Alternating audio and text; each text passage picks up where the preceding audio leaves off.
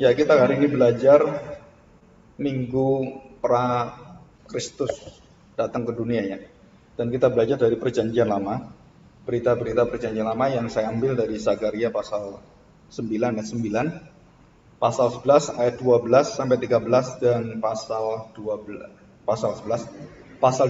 ayat yang ke-10. Nah, sebelum kita masuk dalam doa, saya baca dulu Zakaria 9 ayat 9 dan ayat 10. Hanya 2 ayat. Perikop khusus ya, Raja Mesias di Sion. Demikian bunyi firman Tuhan. Bersorak-soraklah dengan nyaring, hai putri Sion. Bersorak-sorailah, hai putri Yerusalem. Lihat, rajamu datang kepadamu, ia adil dan jaya. Ia lemah lembut dan mengendarai seekor keledai. Seekor keledai beban yang muda. Ayat 10. Ia akan melenyapkan kereta-kereta dari Efraim dan kuda-kuda dari Yerusalem. Busur perang akan dilenyapkan dan ia akan memberitakan damai kepada bangsa-bangsa. Wilayah kekuasaannya akan terbentang dari laut sampai ke laut dan dari sungai Efrat sampai ke ujung bumi. Mari kita berdoa. Kami takjub dengan keajaiban dan kami tertegun dengan seluruh peristiwa-peristiwa Natal yang terjadi karena ada campur tangan langsung dari surga. Malaikat datang dan Tuhan langsung berbicara kepada orang-orang yang ada di sekeliling kota Yerusalem, Nazaret, dan khususnya pada bangsa Israel ini. Tuhan, kami tahu jika tanpa Engkau campur tangan, maka kami tidak mungkin melakukan itu. Dan tidak ada kekuatan manusia yang bisa mengalahkan maut, mengalahkan kerajaan kegelapan, mengalahkan seluruh kejahatan manusia. Dan manusia tidak mungkin bisa menyelamatkan dirinya. Maka pada saat yang terakhir, terpuncak, yang tertinggi, dan yang paling genting di dalam kehidupan manusia, kami melihat Engkau memberikan anak-Mu yang tunggal kepada kami, sehingga kami mendapatkan jalan kembali kepada Engkau Tuhan, bersekutu kembali kepada Engkau Bapa. Dan pada saat itulah kami melihat bahwa peristiwa Natal bukan peristiwa yang terjadi karena hari yang akhir pada saat Tuhan Yesus akan datang, tetapi sudah dinubuatkan, sudah dirancang Tuhan ke belakang. Para nabi membicarakan itu, para nabi memberitakan, dan bahkan sebelum semuanya terjadi di dalam ketetapan surgawi yang kekal, Engkau sudah memberikan rancangan-Mu dan Engkau sudah merencanakan semuanya Tuhan, dengan detail, dengan pasti, dan dengan sempurna. Dan tidak ada sesuatu yang keluar dari jalur kehendak Tuhan. Walaupun dosa manusia mengiring di dalam seluruh rencana Tuhan, tetapi disitulah kami melihat Engkau adalah maha bijak, maha sempurna, maha kuasa, dan berdaulat akan segala hidup kami. Kami hari ini akan belajar dari hamba-Mu, Imam Zakaria, dengan penglihatannya. Dan kami melihat pada waktu Tuhan sudah dekat dan kami sudah mengalami semuanya. Dan kami serahkan hati kami, bentuklah kami Tuhan, supaya kami juga menyambut Engkau dengan sukacita besar, dengan kemenangan besar. Bahkan segala kejahatan manusia dan maut tidak akan bisa menghalangi Engkau. Di dalam nama Tuhan Yesus kami serahkan doa kami ini. Amin.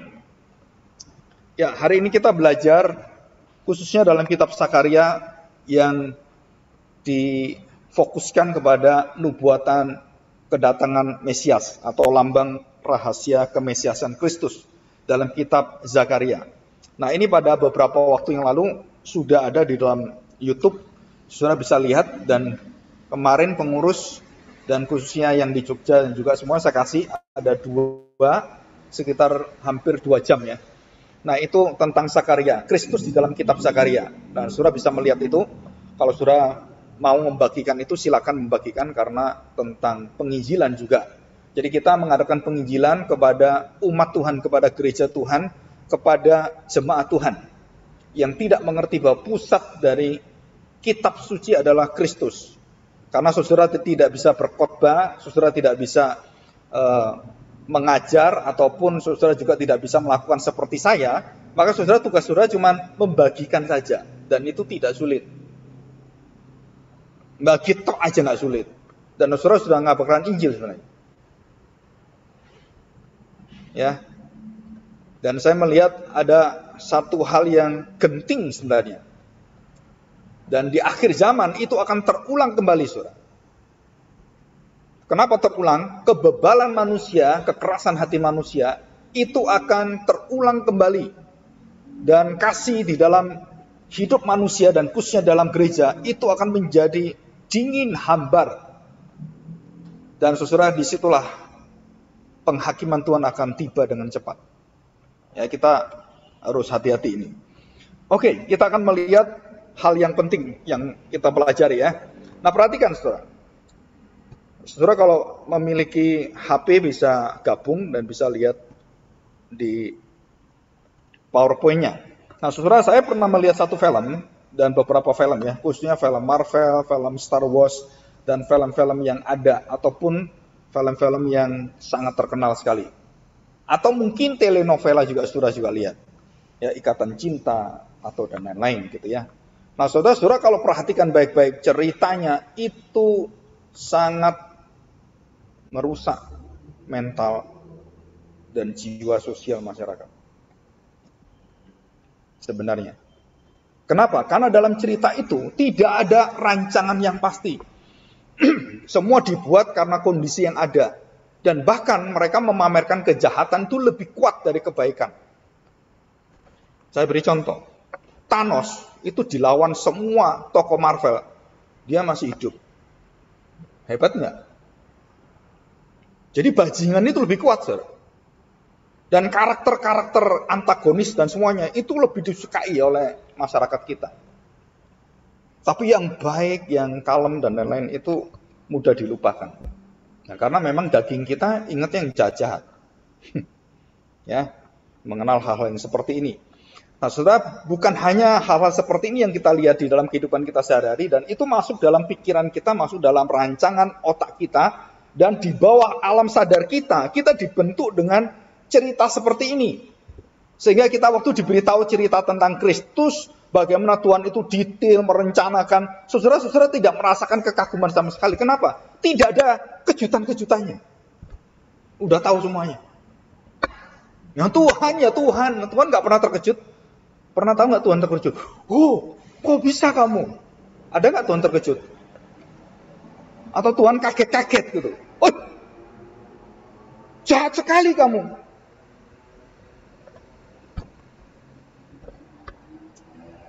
Saudara, kadang-kadang kita ini yang bersifat ilahi surgawi, yang bersifat rohani ya, itu jadi biasa. Tetapi kalau saudara lihat TV, telenovela Korea gitu kan, wah pengkhianatan, pelakor, perselingkuhan, saudara senang sekali. Dan saudara berani duduk berjam-jam lihatin itu. Berhari-hari, berbulan-bulan, bertahun-tahun sampai tersanjung 12 gitu kan, sampai 32 tahun berarti. Tersanjung satu kan setahun. 7 tahun seri ke-7. Jadi saudara rela, terus kemudian berbondong-bondong dan balapan dengan anak untuk lihat itu, saudara. Channel TV kalau nggak bisa ke sana, nggak bisa, harus ke sini. Begitu berita rohani tentang Natal, kita anggap apa, saudara? Biasa. Saudara, sampai sekarang ini kalau saudara mau mengerti, kalau kerohanan kita itu betul-betul kerohanian surgawi, saudara, begitu berita Natal diberitakan, saudara begitu langsung tersengat dan langsung saudara melihat peristiwa-peristiwa yang mengagumkan kita. Harusnya. Tapi karena roh kita lemah, kita nggak terkagum-kagum dengan itu.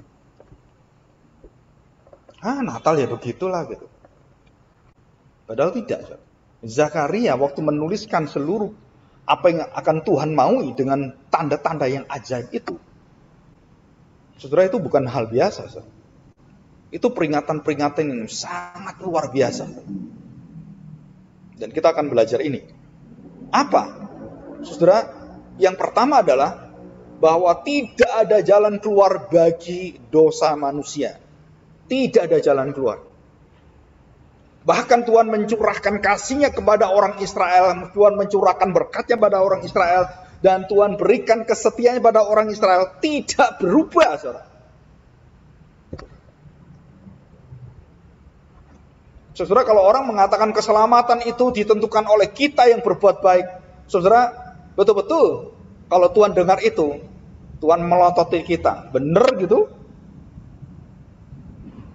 Memang kamu bisa menyelamatkan dirimu? Tidak ada satu nabi yang tidak dibunuh. Kalau tidak diselamatkan Tuhan, diangkat Tuhan. Dan semua nabi mati semua. Saya tanya, betulkah manusia bisa menyelamatkan?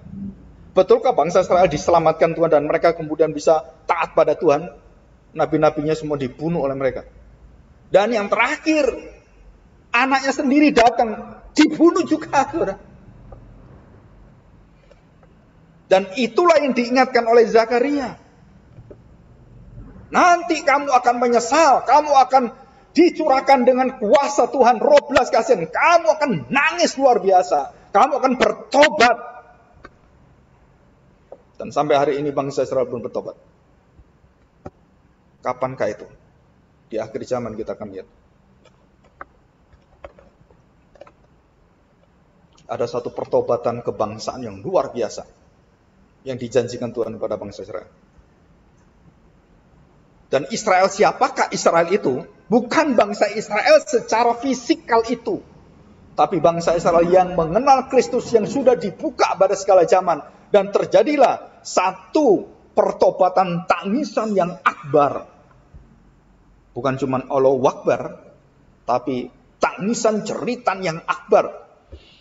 Dan waktu orang percaya kepada Kristus, dan disitulah dia menangis luar biasa. Dan tangisan itu mengiring dari setiap jam, detik, setiap hari, setiap waktu. Saudara-saudara tidak mendengarkan itu. Tetapi Tuhan membuka hati manusia satu persatu. Setiap detik lebih daripada 100 orang percaya pada Kristus dengan tangisan yang luar biasa pertobatan. Setiap detik.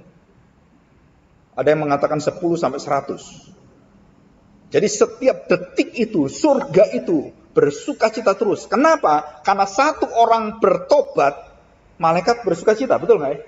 Nah, kalau tiap detik orang bertobat. Jadi surga itu nggak pernah berhenti bersukacita. Haleluya, bertobat lagi, haleluya, nangis semua. Di sini bersukacita memuji-muji Tuhan Yesus Kristus dan Bapa dan Roh Kudus itu. Di bumi, tangisan-tangisan pertobatan yang luar biasa. Dan di surga, puji-pujian. Dan itu kontras sekali. Dan itu yang dilihat oleh Zakaria. Dan itu yang dilihat oleh Rasul Yohanes. Dan itu yang saya lihat. Dunia ini kemana? Saudara, dikatakan di sini bersorak-sorai dengan nyaring, hai putri Sion.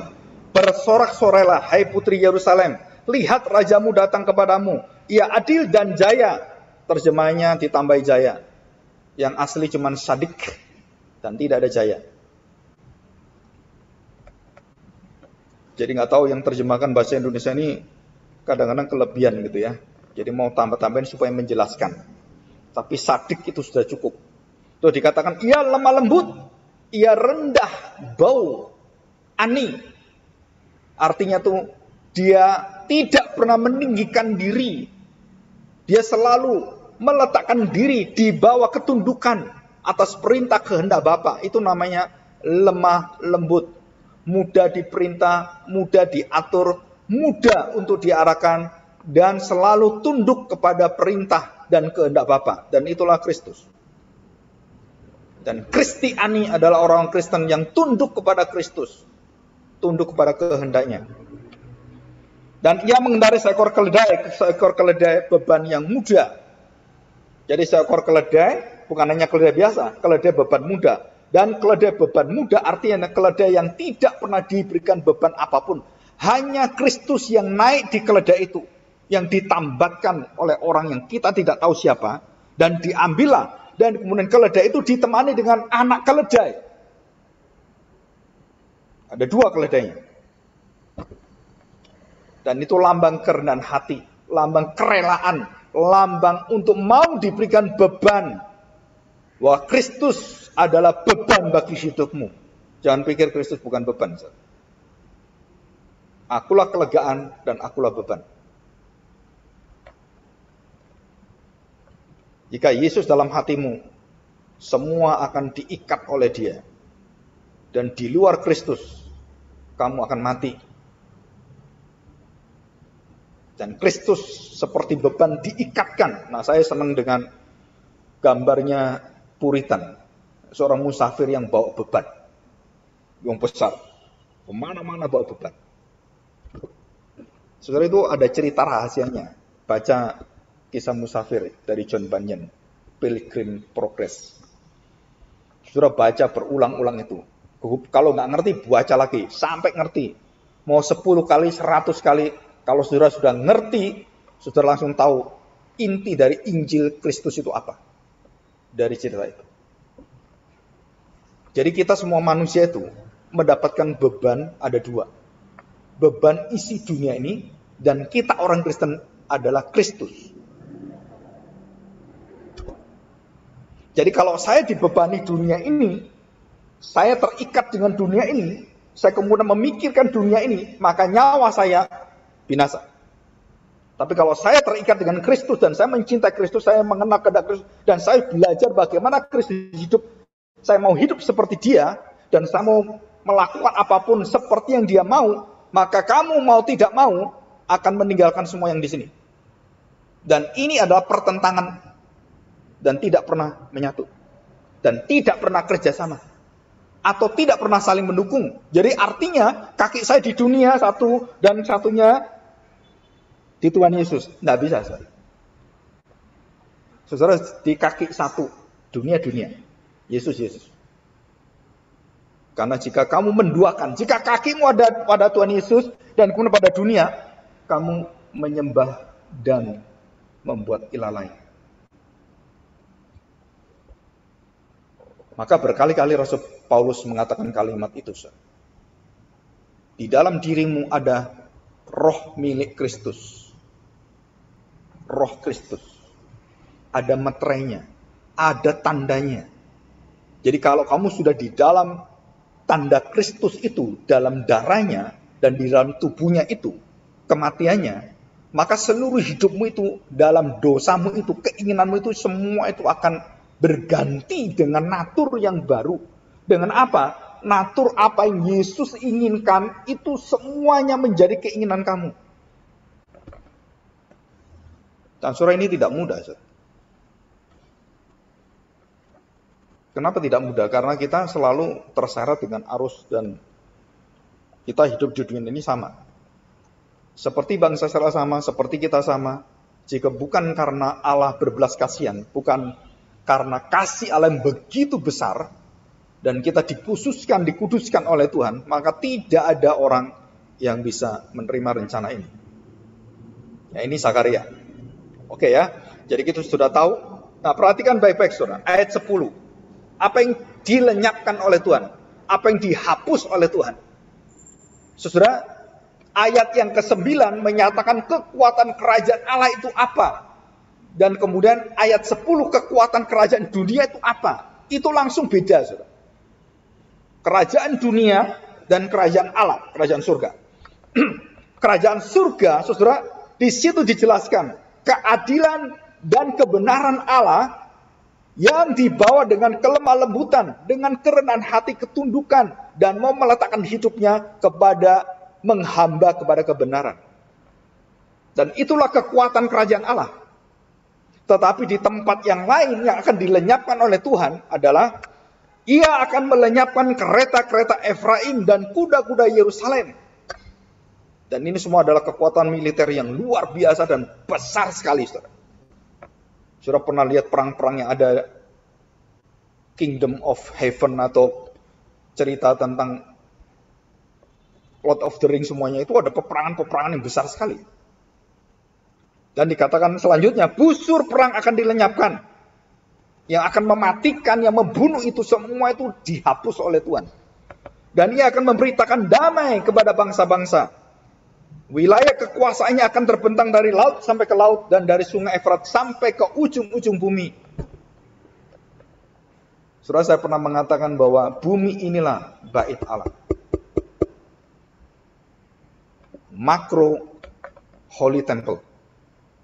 Dan kita adalah mikro Holy Temple of God. Jadi bumi inilah akan diubahkan Tuhan. Dan dari laut ke laut, dari sungai Efrat sampai ke ujung sungai Efrat itu, mengalir dari sungai itu berasal dari mana? Dari air pohon kehidupan. Yang menyembuhkan bangsa-bangsa. Dan akan sampai ke ujung-ujung dunia, ke bangsa-bangsa. Dan wilayah kekuasaannya menyeluruh. Jadi Kristus itu mempersiapkan kita untuk menjejakkan seluruh hidup kita, kaki kita, perkataan kita, menaklukkan dunia yang gelap ini, saudara. Dan itu agung sekali. Panggilan kita itu panggilan yang luar biasa agungnya, saudara. Tetapi banyak orang Kristen tidak melihat panggilan yang besar ini, saudara. Yang sangat terhormat ini. Kuasanya, Tuhan Yesus berkata, segala kuasa, baik yang di langit, di surga, dan yang di bumi, dan yang di bawah di bumi, segala kuasa kejahatan dan semuanya, diberikan Bapa kepadaku. Bayangkan. Dan setelah dia berkata tentang kedaulatan dia, kekuasaan dia, dan otoritas dia, wewenang dia, dia berkata, pergilah. Dari laut ke laut, dari sungai Efrat, dari Yerusalem, sampai ke Samaria, ke Yudea, sampai ke ujung-ujung bumi. Dan itu sama persis kalimatnya. Artinya apa? Mulai hari ini, di dalam kematianku dan kebangkitanku, aku akan mendirikan bait Allah yang baru, Yerusalem yang baru, dan bumi dan langit yang baru. Jadi Yesus bukan hanya menyelamatkan kamu, Yesus sedang menyediakan segala bangsa dan tempat surgawi yang indah itu bersekutu dengan dia, dengan Bapa selama-lamanya. Dan di bumi akan dia ubahkan semua. Nah, saudara, karakter inilah yang saudara miliki.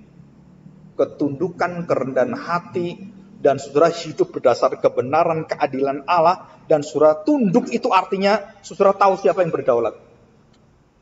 Saudara tahu siapa yang memerintah kita.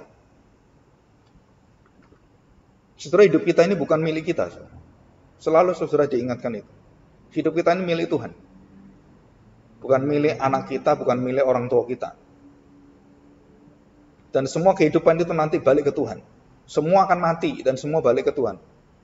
Dan semua dikembalikan pada pemiliknya. Kadang-kadang kita punya uang gitu kan. Ada orang barusan ini kan nemu uang 29 miliar. Dan orang itu merasakan, loh ini bukan milik saya. Jangan 29 miliar. Sandal jepit aja diambil. Betul kan? Di tempat ibadah-ibadah sandal yang bagus sudah diambil. Ini 29 miliar. Dan dia tunggu dikembalikan ke orangnya. Tahu siapakah pemiliknya? Saya nggak miliki. Sudah tahu siapa pemiliknya, itu adalah hidup penuh dengan kejujuran. Jadi kalau ini waktu saya kerja gitu kan, saya ngajar di sekolah dari jam 7 sampai jam 2 siang saya sekolah, ngajar di sekolah. Nah saudara, kemudian waktu ngajar di sekolah, saya ambil waktu di sekolah, dan kemudian saya bawa waktu saya nganggur-nganggur di luar sekolah itu, ngajar di sekolah. Saudara tahu? Saudara tidak tahu siapakah pemilik waktu itu. Saudara mengurupsi waktu. Untuk apa? Untuk kesenanganmu. minum kopi, kemudian nganggur-nganggur seperti itu. Dan saudara kalau lihat di sekeliling kita orang kerja seperti itu banyaknya minta ampun. Saudara.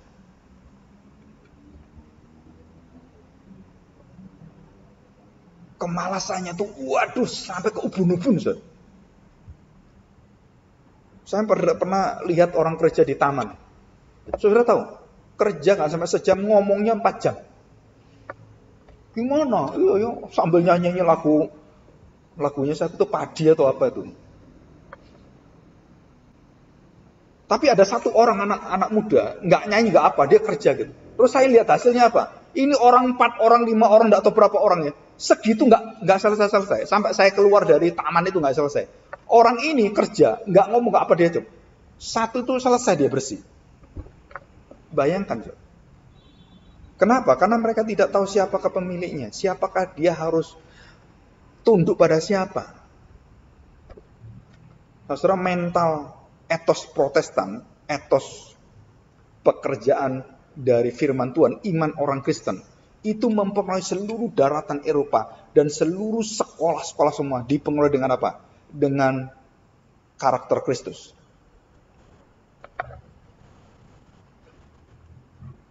Saudara, penemuan-penemuan yang luar biasa semua itu hasil dari orang-orang yang tidak pernah bermalas-malasan.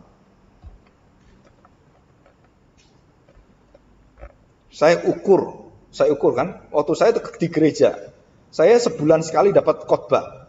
Waktu saya berada dan Tuhan percayakan kita bersama-sama merintis gereja ini. Saya 1 minggu menyiapkan ngajar dan khotbah, itu 8. 1 minggu, 8. Dulu sebulan 1 saya. Terus saya pikir, dulu aja sebulan 1, itu aja udah setengah mati. Kenapa? Karena kegiatannya banyak yang aneh-aneh gitu. Ngurusin yang aneh-aneh. Nah ini khusus firman Tuhan dan hasilnya apa? Saudara, tentu hasilnya jauh yang dengar Tuhan, terus kemudian panggilan sebagai hamba Tuhan itu apa? Dan itu lebih fokus, lebih banyak kerjaan dan lebih banyak yang bisa dikerjakan. Karena lebih kita fokus. Ya. Oke. Saudara perhatikan baik-baik Zakaria ini. Nah, sorak kemenangan dan sorak-sorai itu dikatakan dalam Perjanjian Baru adalah saudara pada saat di dalam Matius pasal 27, Hosana Hosana di tempat yang maha tinggi. Jadi waktu Yesus jalan, saudara perhatikan ya. Ini perbandingannya, Yesus jalan. Dan di antara semua orang, Yesus itu berada di bawah. Dan yang bersorak-sorai itu berada di atas. Oh. Kenapa? Karena dia menuju Yerusalem. Jadi orang dari atas itu dia dari bawah, wah disorak-sorak menuju ke atas. Gitu kan? Nah setelah waktu kita melihat Hosana di tempat maha tinggi, apa yang dilakukan di tempat paling rendah? Dan setelah itu dibawa kemana dia? Hosananya. Hosana di tempat maha tinggi. Di mana tempat maha tinggi? Golgota. Tempat yang paling hina, paling rendah, dan paling jahat. Dan tempat di mana penjahat harus mati di sana. Penjahat di atas segala penjahat. Penjahat berkaliber. Sudah nggak bisa diubah lagi. Nah itu mati di sana. Jadi waktu kita ngomong Hosana di tempat maha tinggi, Sang Mesias, Sang Raja. Terus kemudian dia berjalan ke Yerusalem. Betul, untuk apa? Ke Bukit Golgota.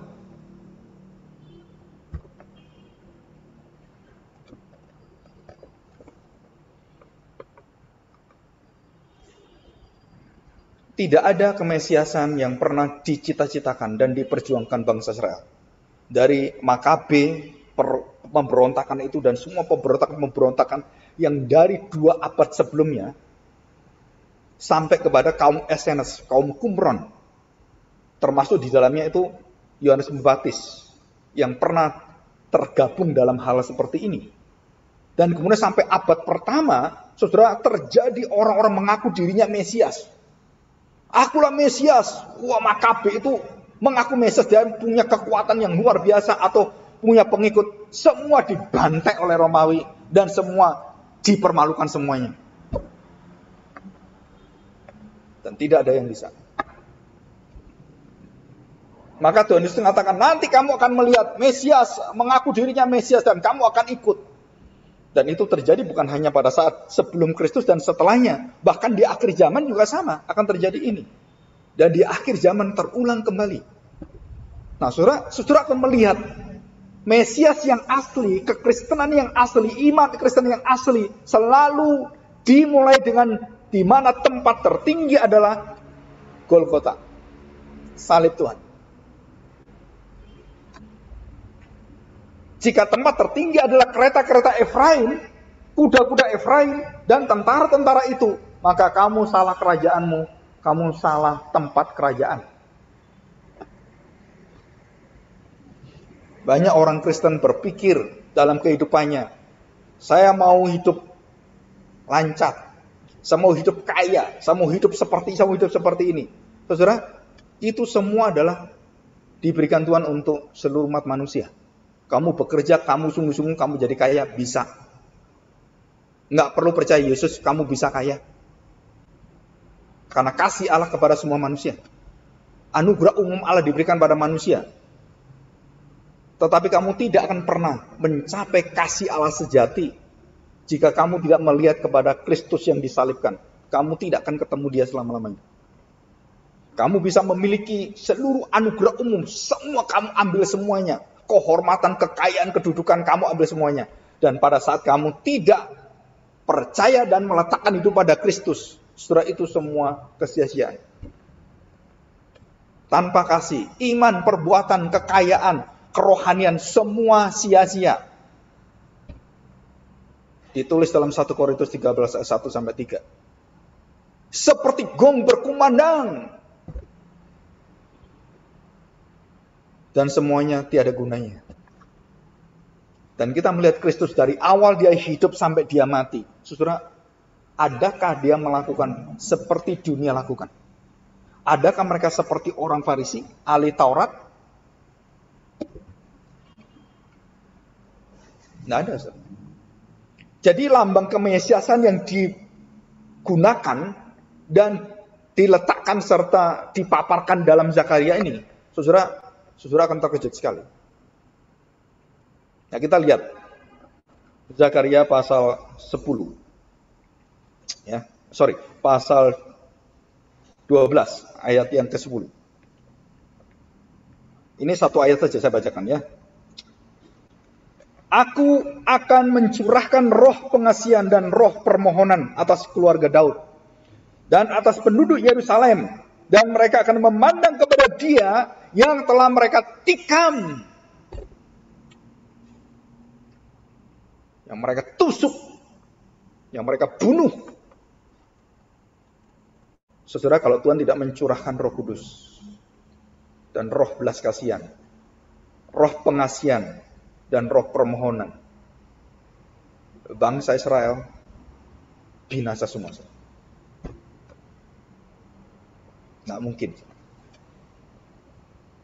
Dan akan meratapi dia seperti orang meratapi anak tunggal, dan akan menangisi dia dengan pedih seperti orang menangisi anak sulung.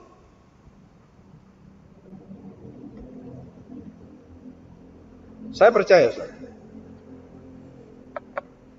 para rasul itu banyak tangisan, bukan pada waktu dia datang pada Kristus pertama kali. Para rasul itu akan keluar tangisan yang banyak setelah Kristus bangkit. Waktu mereka bersama dengan Tuhan Yesus.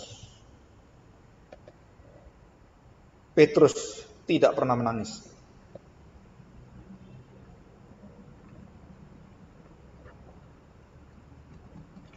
Tapi setelah dia melihat kematian Kristus,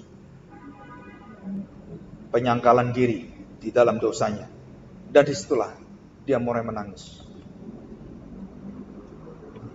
Terus apa yang terjadi? Semangat hidupnya nol. Perjuangannya untuk bangsa Israel kosong. Dan dia melarikan diri. Dan dia tinggalkan Kristus. Dengan tangisan, bukan tangisan kembali pada Tuhan. Tangisan kembali pada dunia. Dan dia jadi nelayan lagi.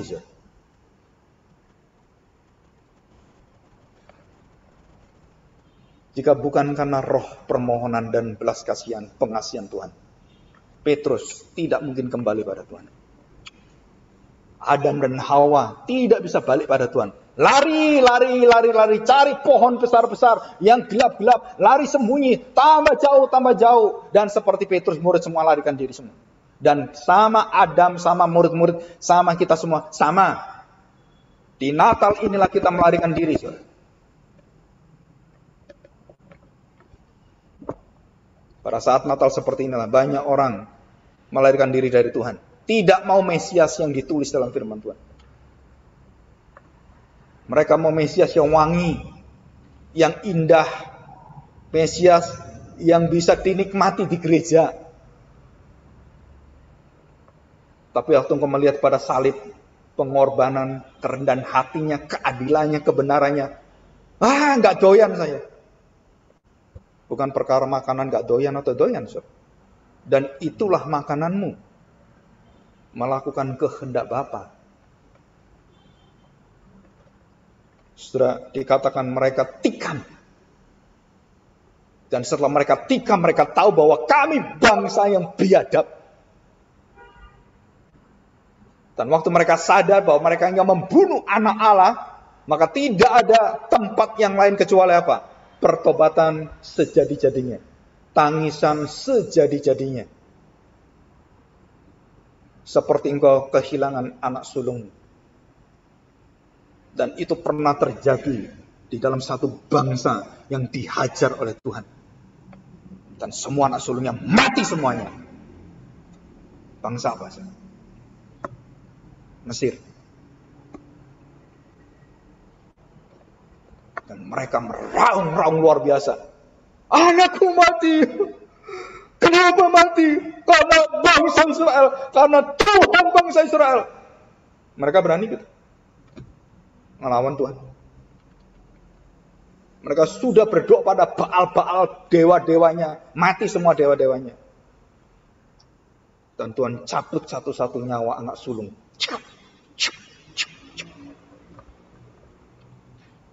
Dan kita mendapatkan anak sulung sejati. Tuhan Yesus. Dan di situ Zakaria mengatakan, engkau akan menangisi anak sulungmu dengan teriakan yang akbar. Dengan teriakan seperti di Rama terjadi tangisan yang luar biasa. Dan terulanglah anak-anak semua dibunuh oleh Herodes. Harga Tuhan Yesus itu, saudara, begitu mahal. Saudara. Seluruh bayi anak sulung di Mesir mati semuanya.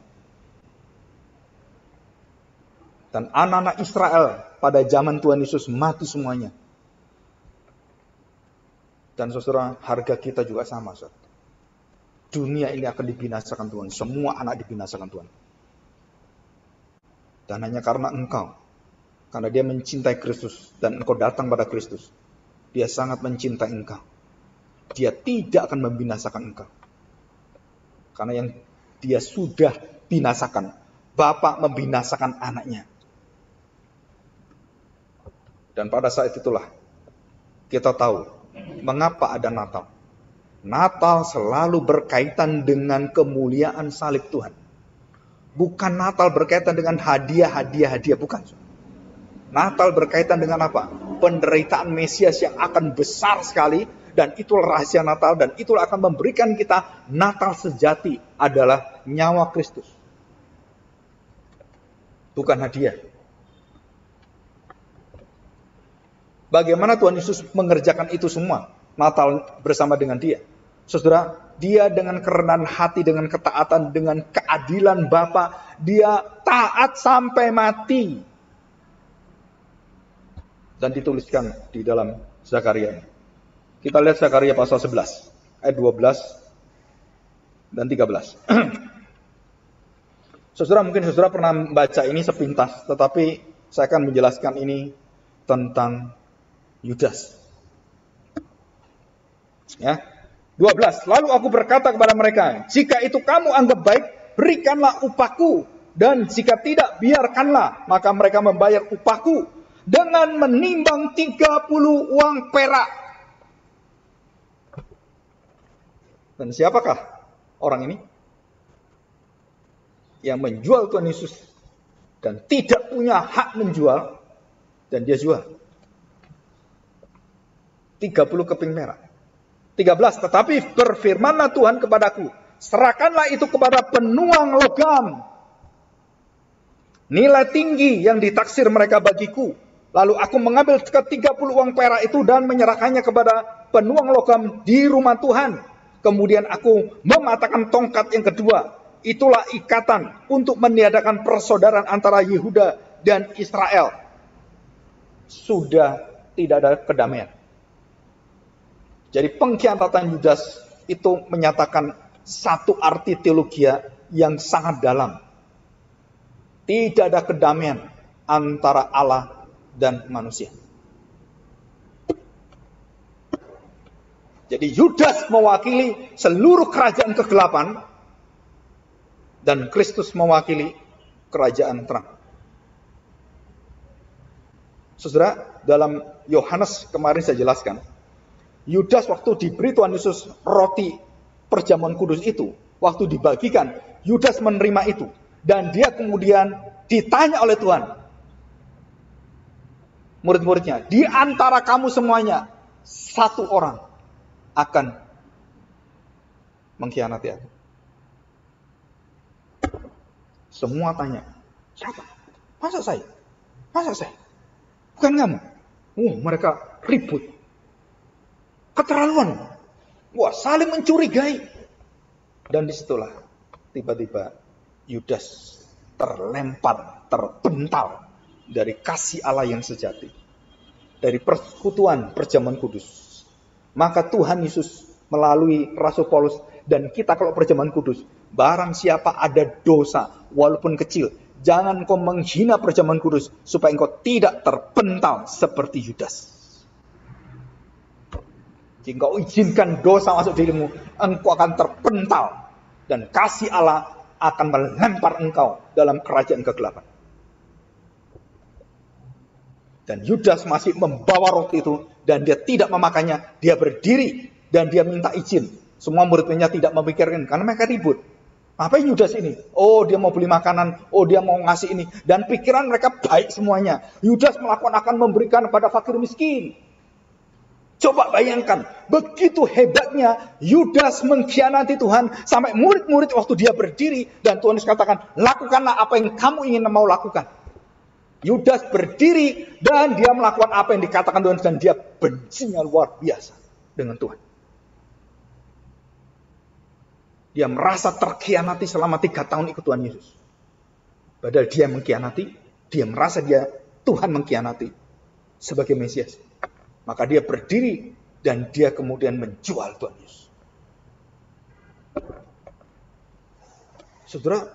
Saudara tahu 30 keping perak itu adalah uang itu waktu dikembalikan dan tidak ada tempat untuk mengembalikan. Orang-orang ahli Taurat, orang Farisi, orang-orang yang ada di Bait Allah itu mengumpulkan uang itu untuk apa? Penguburan orang-orang yang bukan bangsa Israel. Dan uang itu digunakan untuk penguburan. Jadi bayangkan saudara, jadi Yudas ini adalah orang Yahudi yang termasuk keturunan Zelot itu, saudara akhirnya dipentalkan Tuhan dan dijadikan bangsa yang bukan Yahudi. Dibuang oleh Tuhan dengan uang pengkhianatannya dan di tanah kamu mengambil uang Tuhan, kamu dikubur dan kamu dibinasakan di sana. Hakal dama, uang darah, tanah darah. Saudara ini melambangkan apa Yudas itu? Melambangkan orang-orang yang tidak pernah mau bertobat dan murka Allah nyata. Nah, kita pelajari sebentar. Nah, saudara, kita pelajari ya. Secara cepat. Nah, saudara di sini. Penglihatan ya, penglihatan kita terima. Kita lihat penglihatannya ada kitab Sakaria. Yang pertama, kuda merah, kuda berwarna jambu, merah-merah yang kejambuan itu, dan kuda putih. Ada 3 warna yang dinyatakan kuda yang berwarna seperti merah, jambu, dan putih. Kemarahan yang kudus, kemarahan yang sudah puncaknya, dan kemarahan yang bercampur dengan kekudusan Allah. Dan ini menunjukkan apa? Peringatan akan murka Allah pasti datang dan membuang bangsa Israel. Yang kedua, 4 tukang besi dan 4 tanduk, menunjukkan 4 kerajaan, kekuasaan tertinggi yang ada di sekeliling Israel. Dan itu semua akan dihancurkan oleh Tuhan. Yang ketiga, tali pengukur. Semua dosa bangsa Israel diukur oleh Tuhan satu persatu. Dan kebejatan, kebebalan mereka, tegar tengkuk mereka sudah diukur Tuhan dan sudah cukup. Selesai.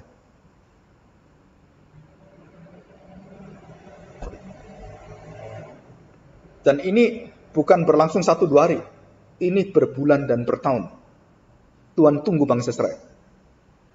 Yang keempat, imam besar Yosua dituduh oleh iblis. Dan kerusakan tertinggi di dalam bait Allah, di dalam bangsa Israel adalah imam besarnya rusaknya luar biasa.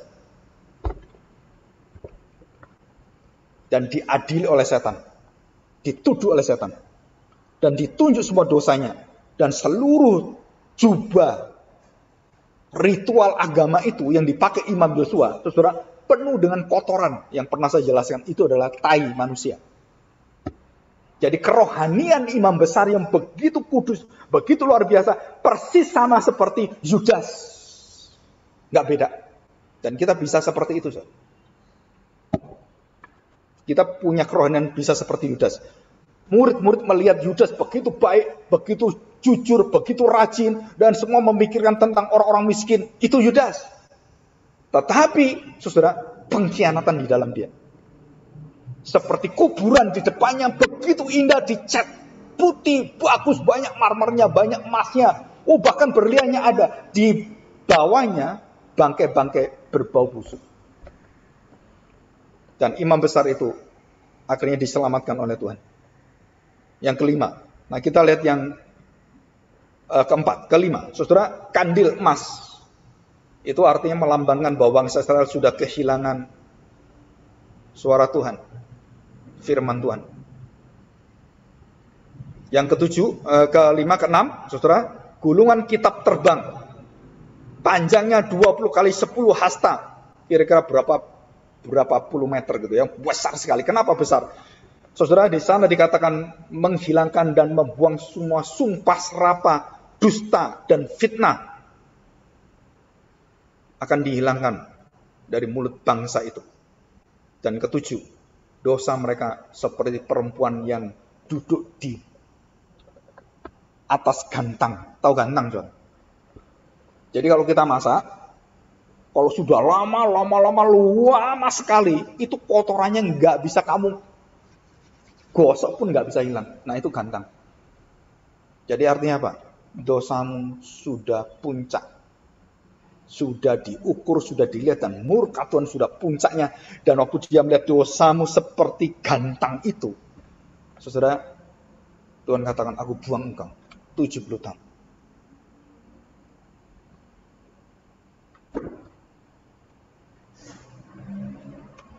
Nah, saudara, kita kembali yang terakhir. Siapa yang bisa membalikkan ini semua? Dikatakan oleh Zakaria, hanya keturunan dari Daud. Dan hanya keturunan yang dari Zerubabel. Hanya keturunan dari benih yang sudah dijanjikan oleh Tuhan. Dan dialah yang bisa mengubahkan itu.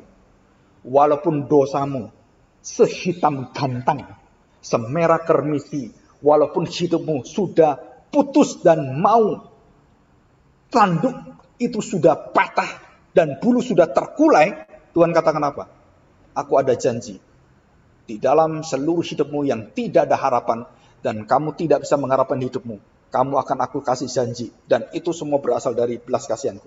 Berasal karena begitu besar kasih Allah, dan Tuhan berikan anak yang tunggal. Walaupun kamu, dosamu seperti gantang, merah seperti kermisi, dan jauh seperti tai, Tuhan beritahukan apa? Aku jadikan putih seperti salju, jernih seperti surga yang ada, dan berkilau-kilau seperti batu permata, dan wangi-wangian bukan seperti tai. Dan Tuhan ubahkan itu semua, Tuhan. Dan di mana Tuhan ubahkan? Dan di tempat di mana yang paling hina itulah, dan tidak ada tempat yang terhina di atas semua tempat yang paling hina, dan disitulah Tuhan mati. Tempat yang paling bau, tempat yang paling jorok, paling kotor semua di sana.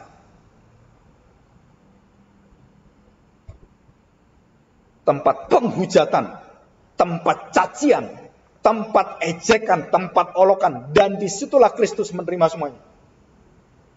Dosamu seperti gantang yang sudah diukur oleh Tuhan, dan tidak ada firman dan sumpah serapah dalam hidupmu memenuhi engkau. Aku hari ini akan memberikan perjanjian terakhir, kesempatan terakhir. Barang siapa percaya kepada anakku, kamu tidak akan binasa. Dan mulai saat itulah bangsa Israel dalam kematian. 70 tahun dibuang Tuhan. 350 tahun. Sampai kemudian 400 tahun Tuhan Yesus datang. Dan disitulah peristiwa itu kemudian digenapi. Tulisan dari Zakaria, Tuhan Yesus naik keledai.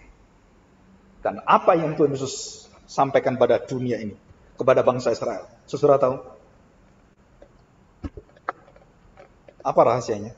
Waktu Tuhan Yesus turun dari keledai, Lukas melihat ini, dan Tuhan Yesus tidak menerima kehormatan, pujian, hosana, enggak. Dan dia melihat Yerusalem, dan apa yang terjadi? Dia menangis sekeras-kerasnya. Dan dia mengatakan, Yerusalem, Yerusalem, engkau bukan Yerusalem lagi. Engkau bukan umatku lagi.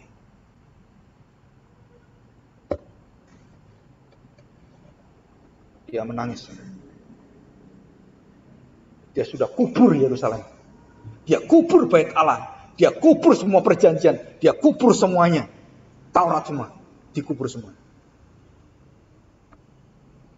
Dan dia mengatakan, aku 3 hari akan berikan janji Bapa itu. Dan dia bangkit.